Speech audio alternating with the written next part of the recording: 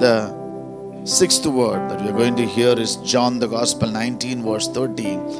It says, it is finished. Amen. Ophiro will come forward. We'll share. Thank you, Jesus.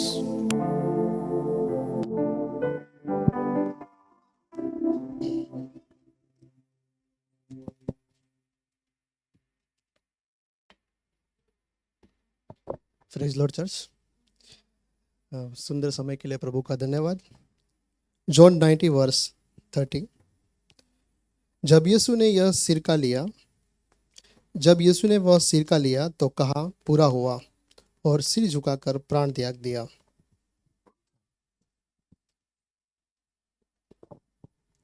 It is finished, संपूर्ण हुआ। जब से एदनबाड़ी में आदम और हवा को बनाया और आदम और हवा ने पाप किया और पाप मनुष्य में प्रवेशा, और परमेश्वर ने उस बलिदान की घोषणा की। तब से लेकर बाइबल के अलग अलग भविष्यवक्ता तक जो भविष्यवाणी हुई थी, वो सारी भविष्यवाणी प्रभु यीशु ख्रिस्त ने पूरा किया था। और प्रभु कहता है संपूर्ण पूरा हुआ।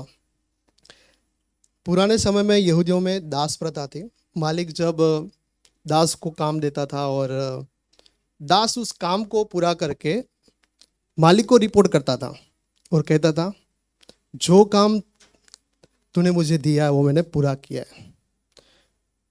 यूहन्ना 17:4 में हम देखते हैं, यीशु मसीह परमेश्वर को प्रार्थना करते हैं और कहते हैं कि जो कार्य तूने मुझे करने को दिया था उसे मैंने पूरा करके पृथ्वी पर तेरी महिमा की है। यीशु मसीह ने उद्धार की योजना जो पुराने नियम में अलग अलग समय पर भविष्यवक्ता द्वारा भविष्यवाणी की गई थी, वो उसने पूरा किया है। हम भजन संहिता 22 में देखते हैं 15 से 18 में, वहाँ दाऊद के द्वारा भविष्यवाणी की गई है। बहुत सारी भविष्यवाणी बाइबल में लिखा गया है, लेकिन हम थोड़े 2-3 ही वर्ड देखेंगे। जब आदम और हवा एदन वाटिका में परमेश्वर की आज्ञा को तोड़ा, तब से पाप ने मनुष्य में प्रवेश किया और मनुष्य पापी हो गया, और परमेश्वर और मनुष्य का रिश्ता वहाँ टूट गया। रिश्ता क्यों टूटा? क्योंकि मनुष्य में पाप प्रवेश किया। मनुष्य में पाप को प्रवेश किया और परमेश्वर अति पवित्र है, वो पापी मनुष्य के साथ रिश्ता नहीं रख सकता। और वहाँ उत्पत्ति 3:15 में हम देखते हैं,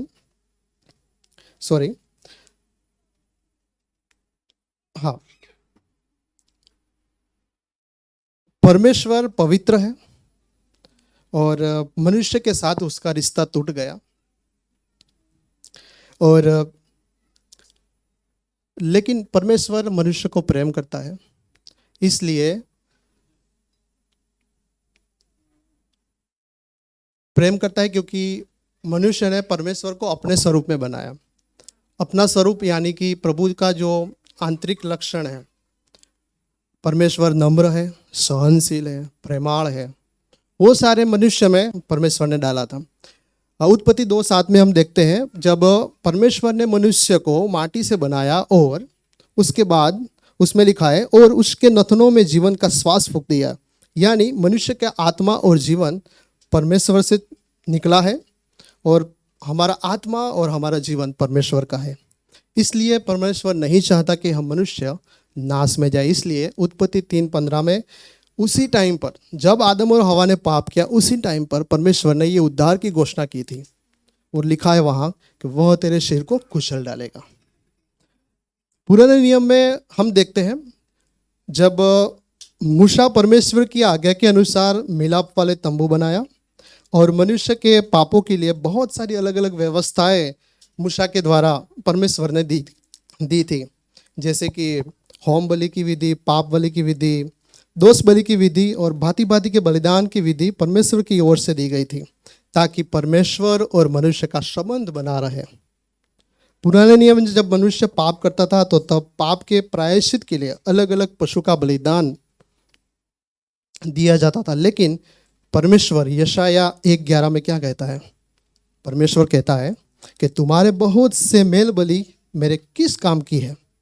मैं तो मेढ़ों के होमबलि से थक गया हूँ। मैं बछड़ों और भेड़ के बच्चों और बकरों के लहू से प्रसन्न नहीं होता। हिब्रू 10:4 में लिखा है, क्योंकि बैलों और बकरों के लहू से मनुष्य का पाप संपूर्ण मिटने का सामर्थ्य नहीं है।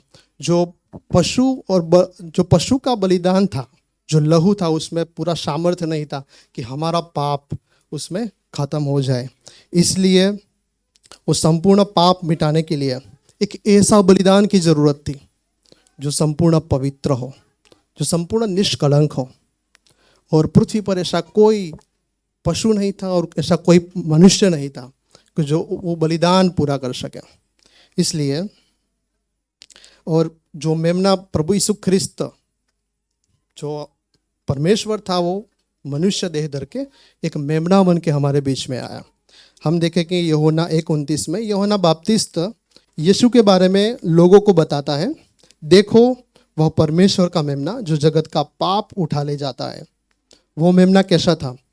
यशाया 53:9 में लिखा है, उसने किसी प्रकार का उपद्रव न किया था और उसके मुंह से कभी छल की बात नहीं निकली थी। प्रभु यीशु ख्रिस्त ने कभी पाप को नहीं जाना था। वो एकदम निर्दोष, पवित्र और शुद्ध था। और वो मेमना ने क्या सहा, उसमें यशाया 53:4 में आगे लिखा है, हमने बहुत पढ़ा, दूसरे लोगों के द्वारा सुना भी सही। हम लास्ट में उसको देखते हैं। यीशु ने क्रूस पर मानवता के लिए, मनुष्य को बचाने के लिए दंड का भुगतान किया। दंड का भुगतान तो क्या था? मृत्यु था।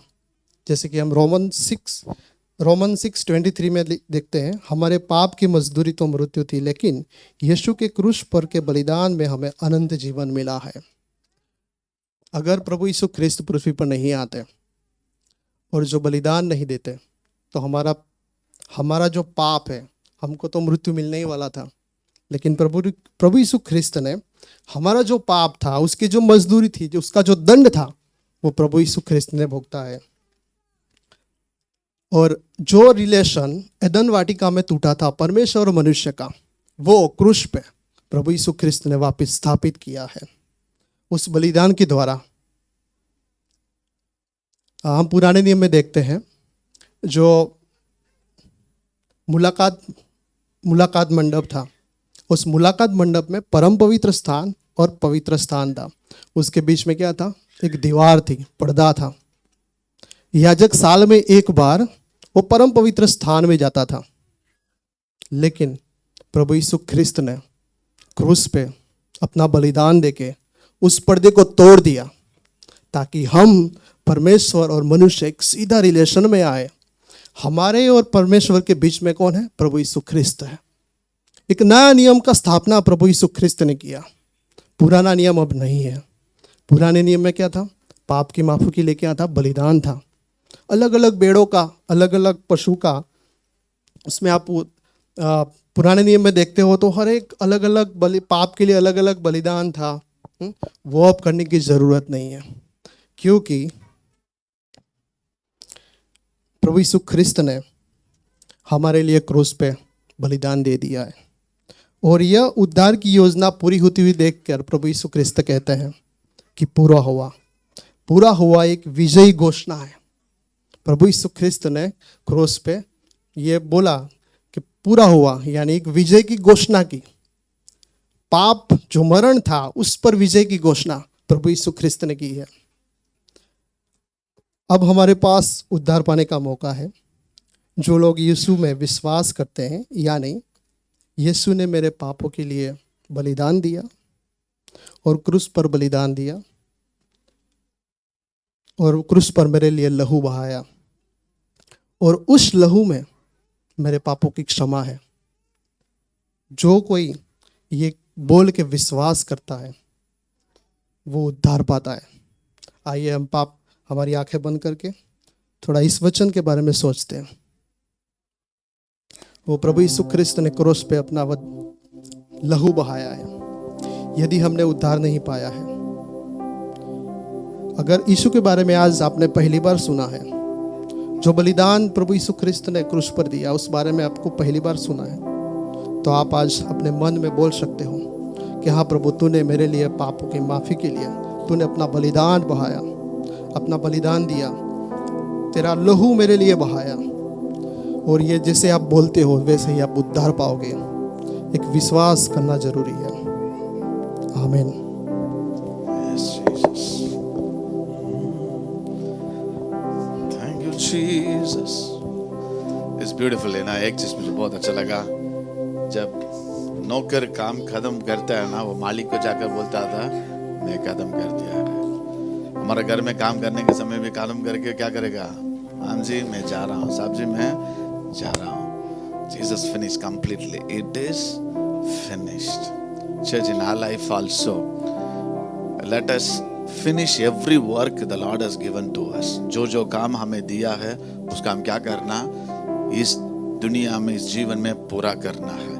यीशु मसीह के बाद बाइबल में एक व्यक्ति के बारे में लिखा है, दाऊद के बारे में।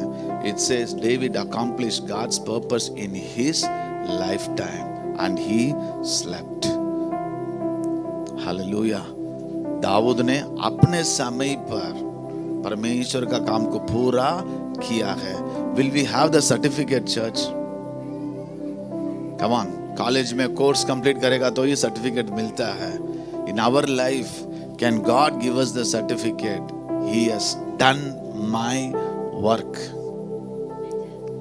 कभी कभी ज्यादा स्मार्ट भी हो जाता है। Let us be in the center of God's will. Do not lag back or run fast. Being in the center of the will of God. Consecrate me, Lord, to thy service, Lord, by the power of grace divine.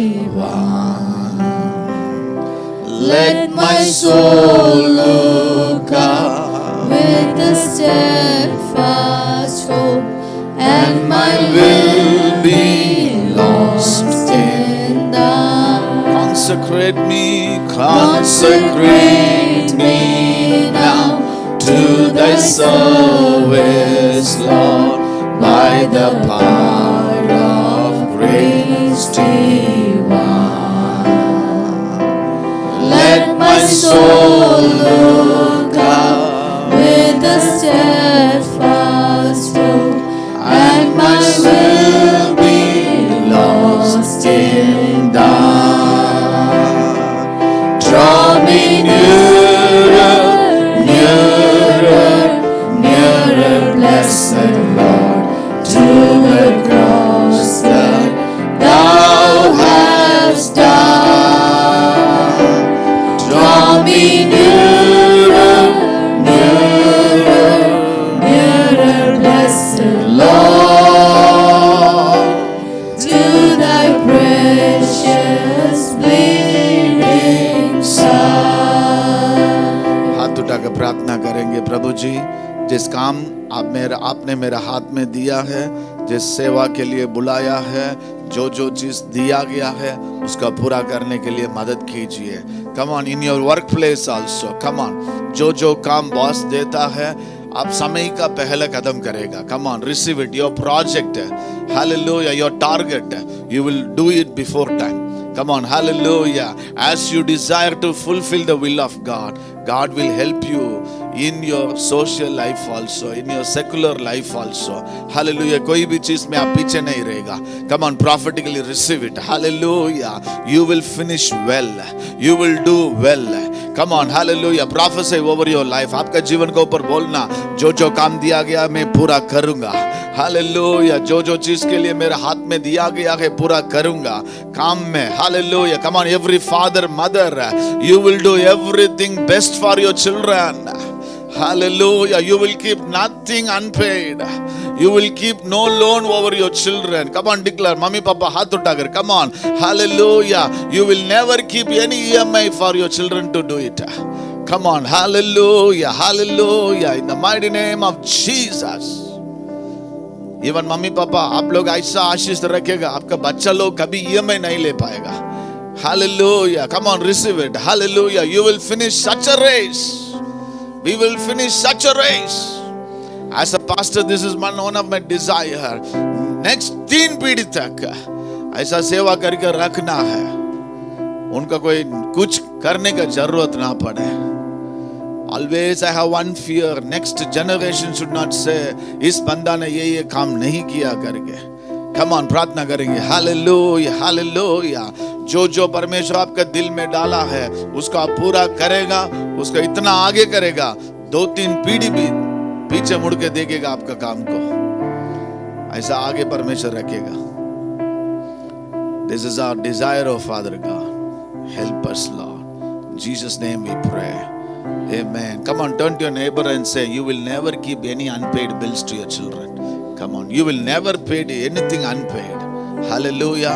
आपका generation का ऊपर, आपका बच्चा लोग के ऊपर कुछ भी नहीं रखेगा. ऐसा रखेगा, वो लोग देखेगा मेरा माँ बाप मेरे लिए बहुत कुछ किया है. Amen. Hallelujah. How many fathers say amen? How many of your mother will say amen? Hallelujah.